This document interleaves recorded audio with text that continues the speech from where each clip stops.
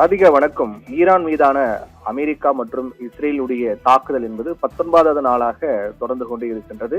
இரண்டு தரப்பிலும் தீவிர தாக்குதல் சேதாரம் என்பதும் பதிவாகிக் கொண்டே அதிகரித்துக் கொண்டே வருவதை பார்க்கின்றோம். அமெரிக்காவுக்கும் உள்நாட்டில் மட்டுமில்லாமல் சர்வதேச அளவில் கடுமையான எதிர்ப்பு அமெரிக்காவுக்கும் இருக்கின்றது. இஸ்ரேலுக்கும் அதே போன்றுதான் ஈரானுடைய தாக்குதல் மிக தீவிரமாக கணிக்க முடியாத அளவுக்கு சென்று கொண்டிருப்பதை பார்க்கின்றோம். இதனால் போர் எப்போது முடியும், போர் முடியுமா என்ற கேள்வி கூட எழக்கூடிய அளவுக்கு தாக்குதல் தீவிரமாக நடைபெற்று வருகிறது. அதில் மிக முக்கியமாக பார்க்கப்பட வேண்டியது ஈரானுக்கு மிகப்பெரிய பலமாக இருக்கக்கூடியது ஹோர்முஸ் ஜலசந்தி தான். இந்த ஹோர்முஸ் ஜலசந்தி என்பது ஈரானுடைய முழு கட்டுப்பாட்டில் உள்ளது. அந்த ஹோர்முஸ் ஜலசந்தி வழியாக கிட்டத்தட்ட உலக அளவில் 20 விழுக்காட்டுக்கு மேலான எண்ணெய் போக்குவரத்து, வர்த்தக போக்குவரத்து என்பது இருக்கக்கூடிய நிலையில் அதை ஈரான் முற்றிலுமாக தங்கள் கட்டுப்பாட்டுகள் கொண்டு வந்து எந்த எதிரி நாட்டு எண்ணெய் கப்பல்களுக்கும் அனுமதி கிடையாது என்று அறிவித்திருக்கூடிய காரணத்தால் உலக அளவில் பொருளாதார நெருக்கடி போராக மாறக்கூடிய நிலையில் இந்த போர் சென்று கொண்டிருக்கிறது. இது அமெரிக்காவுக்கு மிகப்பெரிய தலைவலியாக மாறியிருக்கிறது. ஏனென்றால் உலக அளவில் இது பொருளாதார நெருக்கடி ஏற்படும் போது அமெரிக்காவு மீதுதான் குற்றச்சாட்டு என்பது சுமத்தப்படும். இது அமெரிக்காவுக்கு மிகப்பெரிய தலைவலியாக பார்க்கப்படுகிறது. அதன் அடிப்படையில் தான் அமெரிக்கா ஒரு முக்கியமான முடிவு எடுத்தார்கள். ஹோர்முஸ் ஜலசந்தியில் அனைத்து நாட்டும் எல்லா நாட்டுடைய கப்பல்களும் செல்லக்கூடிய வகையில் நடவடிக்கை மேற்கொள்ள வேண்டும் என்பதற்காக அமெரிக்கா ஒரு முக்கியமான முடிவு எடுத்து அவர்களே களத்தில் இறங்கினார்கள். அதன் அடிப்படையில் தான் ஈரான் ராணுவத்தை அச்சுறுத்தும் விதமாக ஹோர்முஸ் ஜலசந்தி அருகே சுமார் 2200 கிலோ, அதாவது 5000 பவுண்ட் எடை கொண்ட பங்கர் பஸ்டர் குண்டுகளை போட்டு அமெரிக்கா மிகப்பெரிய தாக்குதலை நடத்தியிருக்கிறார்கள். இது போரில் மிக முக்கியமான தாக்குதலாக பார்க்கப்படுகின்றது.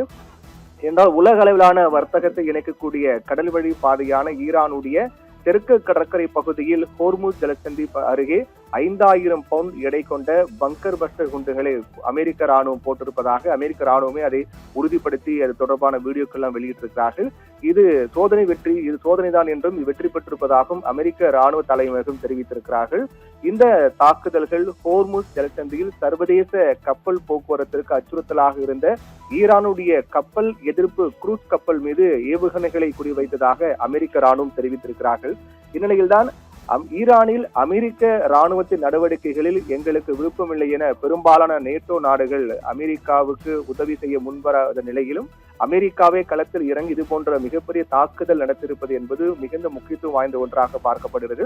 ஹோர்முஸ் ஜலசந்தியை அமெரிக்கா கைப்பற்றுகிறதா என்ற கேள்வி இதன் மூலமாக எழுகிறது. என்றால் பங்கர் பஸ்டரை பொறுத்தவரையில் அது சாதாரண வெடிகுண்டு கிடையாது. கான்கிரீட், பாறை மற்றும் பூமிக்கு இடையில் 200 அடி வரை ஆழமாக ஊடுருவி மிகவும் பாதுகாக்கப்பட்ட நிலத்தடி பதுங்கு குழிகள் மற்றும் அணுசக்தி தளங்களை தகர்க்கக்கூடிய திறன் கொண்ட சக்தி வாய்ந்த ஒரு வெடிபொருள் தான் இந்த பங்கர் பஸ்டர்.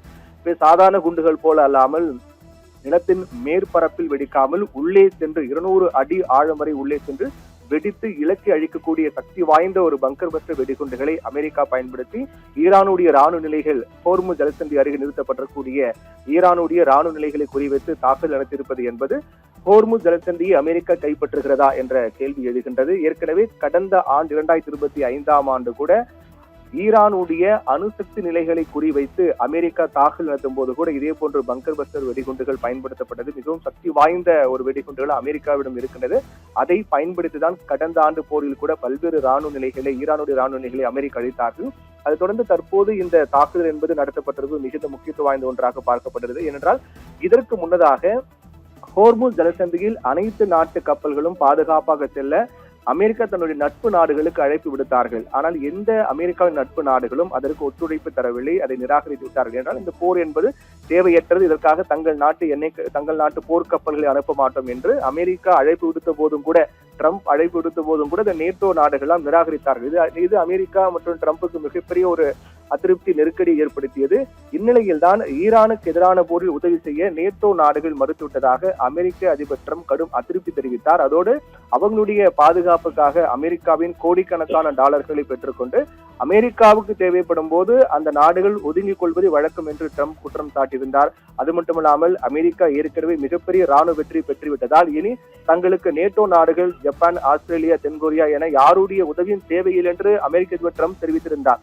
ஏனென்றால் எந்த நாடுகளும் அமெரிக்காவுக்கு ஆதரவாக முன்வரவில்லை. அதனால் யாருடைய ஆதரவு எங்களுக்கு தேவையில்லை என்று அமெரிக்காவை களத்தில் இறங்கி பங்கர் பஸ்டர் வெடிகுண்டுகளை வீசி ஹோர்முஸ் ஜலசந்தியில் இருக்கக்கூடிய ஈரானுடைய ராணுவ நிலைகளை தகர்த்திருக்கிறார்கள். இது தொடர்பான வீடியோ காட்சி வெளியிட்டிருக்கிறார்கள். இது ஈரானுக்கு ஒரு மிகப்பெரிய ஒரு பின்னடைவாக தான் பார்க்கப்படுகின்றது. ஏனென்றால் ஏற்கனவே ஈரானுடைய அடுத்தடுத்த 2 முக்கிய தலைவர்களை போரில் கொல்லப்பட்டார்கள். குறிப்பாக ஐதுல்லா அலி கமேனியுடைய வலதுகரமாக செயல்பட்ட அலி லாரிஜானி ஈரானில் மிக முக்கிய தலைவராக பார்க்கப்பட்டு வந்தார். அவர் கொல்லப்பட்டார். அதே போன்று மிக முக்கியமாக அடுத்தடுத்த மிக முக்கியமான தலைவர்கள், அதாவது பசிஸ் படை தளபதி சுலைமானியும் கொல்லப்பட்டார். அடுத்தடுத்து 2 முக்கிய தலைவர்கள் கொல்லப்பட்டது. ஈரானுடைய ராணுவ நிலைகளை குறிவைத்து ஹோர்முஸ் ஜலசந்தி என்பது ஈரானுடைய மிகப்பெரிய பலமாக இருக்கக்கூடிய சூழ்நிலையில் அதை கைப்பற்றக்கூடிய முனைப்பில் அமெரிக்காவின் செயல்பாடு, அதற்காக அமெரிக்கா களமிறக்கிய இந்த பங்கர் பஸ்டர் வெடிகுண்டு என்பது மிகப்பெரிய ஒரு தாக்கத்தை இந்த போரில் மிக முக்கியமான கட்டமாக பார்க்கப்படுகின்றது. ராதிகா.